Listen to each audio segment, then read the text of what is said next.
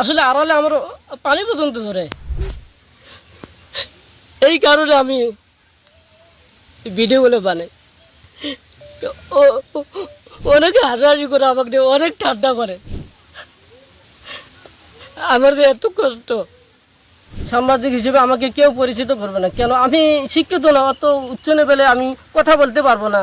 আমি ওর মতো সরল সোজা এবং সৎ মানুষ খুব কমই দেখেছি আর কি আমার জীবনে। আমি যদিও গরিব, তারপরেও গরিব থেকেও কিন্তু এত সৎ থাকা যায়, আসলে আমি ওকে না দেখলে বুঝতাম না। আমার পরিবার অনেক ছোট পরিবার, আমার বাড়ি চালা পর্যন্ত নাই। আমার ফুফাতো ভাই জমি নিয়ে বাড়ি চালা নিয়ে আছি। আমার বাড়ি চালা, আমার আর্থিক অবস্থা বলতে খুব খারাপ, সেটা তো বললাম। বাড়ি চালা পর্যন্ত নাই, শুধু ভাঙাচুরা ঘর আছে। এই ঘর ধরে ভেঙে যায়, আমি তো একটা ঘর দেবো, সেটা আসলে স্যার আমার অসম্ভব।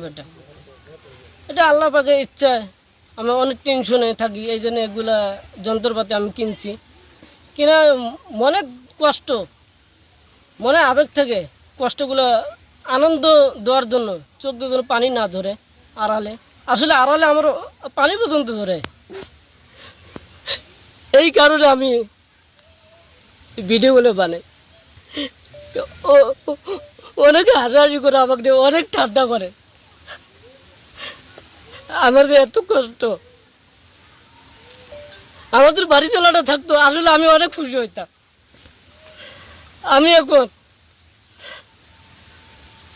নতুন সরকার, বাংলাদেশের সকল এমপিকে আমি আবেদন করে বলছি, বাংলাদেশের যত চর অঞ্চল আছে, অসহায় লোক আছে, সবাইকে দেখতে হবে।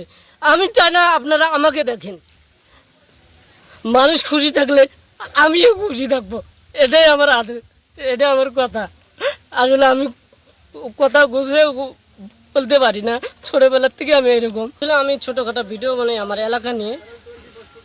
আমি চাচ্ছি বাংলাদেশের প্রতিটা চর এলাকায় যত ভাঙাচুরা রাস্তাঘাট আছে, এখানে তো কেউ আসে না, সাংবাদিক এখানে আসে না। এই কারণে আমি তো উল্লেখ করতে পারি, আমার ভিডিও দেখাতে ধরুন আমার ভিডিও ভাইরাল হয়, নতুন সরকার শোনে, নতুন এমপি, যতগুলো এমপি আছে বাংলাদেশ সবাই শোনে, সবাই যেন জোট করে এখানে সাংবাদিকগুলো পাড়ে দেয় চর অঞ্চলগুলা।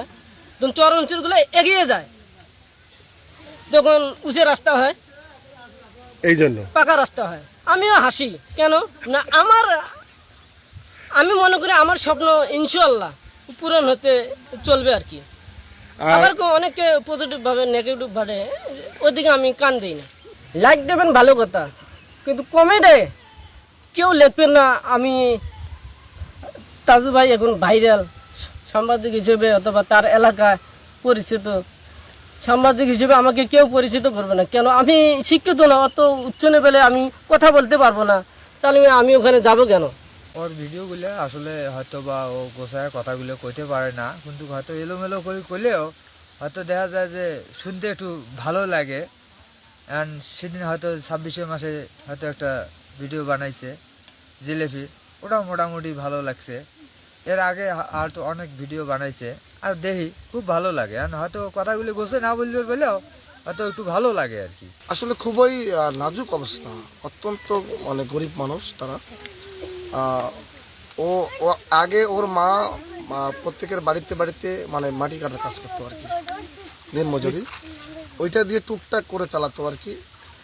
ও হয়তো বা একটু বড় হওয়ার পরে ঢাকা ঢুকায় যায় আর কি, টুকটাক কামাই করে। কিন্তু ওর আমার যেহেতু পাশের গ্রামের ছোট ভাই সবসময় আমাদের সাথে ঘোরাফেরা করে, আমি ওর মতো সরল সোজা এবং সৎ মানুষ খুব কমই দেখেছি আর কি আমার জীবনে। আমি যদিও গরিব, তারপরেও গরিব থেকেও কিন্তু এত সৎ থাকা যায়, আসলে আমি ওকে না দেখলে বুঝতাম না। আমাদের এলাকার প্রত্যেকটা মানুষ যেখানে যাবেন, আমাদের নারায়ণপুর ইউনিয়নের 1 নম্বর ওয়ার্ড থেকে 9 নম্বর ওয়ার্ড পর্যন্ত যাবেন, তাজু ভাইকে সবাই চেনে। কিন্তু তাজু ভাই একজন যে ভালো মানুষ, খুব ভালো মনের, খুব সহজ সরল মানুষ, সবাই ওকে ভালোবাসে।